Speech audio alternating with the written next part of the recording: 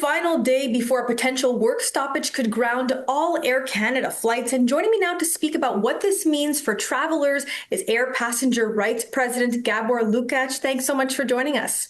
It's great to be with you, Alyssia. What exactly are the rights of Air Canada clients right now with plane tickets for Saturday and beyond?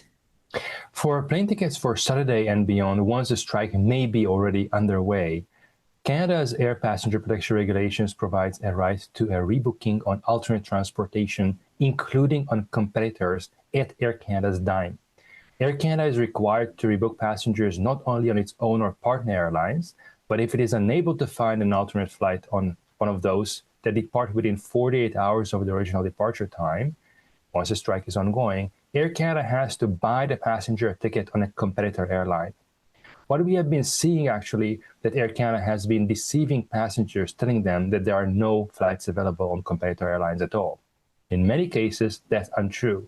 In one case we have seen there were more than a dozen options for the passenger on other airlines, yet the passenger received an email telling them no other flights for you. Why shouldn't passengers accept a refund from Air Canada?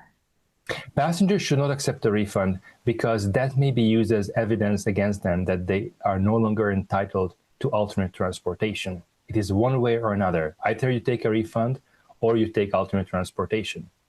And if you take a refund now, it is going to cover perhaps a quarter or one half of your alternate transportation cost. The law requires Air Canada to pay for that type of cost. So if Air Canada refuses to provide you alternate transportation, the correct sequence of events is you going out and buying yourself a ticket to a different airline for a much higher price, not canceling your original booking or seeking a refund, but sending Air Canada the bill for a new transportation, telling them, you lied to me. You told me there are no flights, but here's a flight I was able to book, and now you pay for it. So it is wise for someone to buy another ticket with another airline right now before any decisions are made?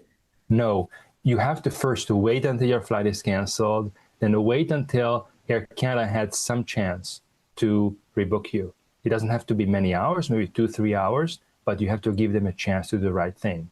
If Air Canada tells you falsely that there are no other flights, well, you can find a flight at that point. That's a good trigger, a good cue to buy a new ticket, because then Air Canada has already told you we are not doing what the law requires us to do. So what is your advice for people right now in this situation, waiting for their flight to either be canceled or maintained? Stay put. Don't jump the gun. Wait until Air Canada cancels your flight. Thank you so much for joining us, Gábor. Thank you for having me.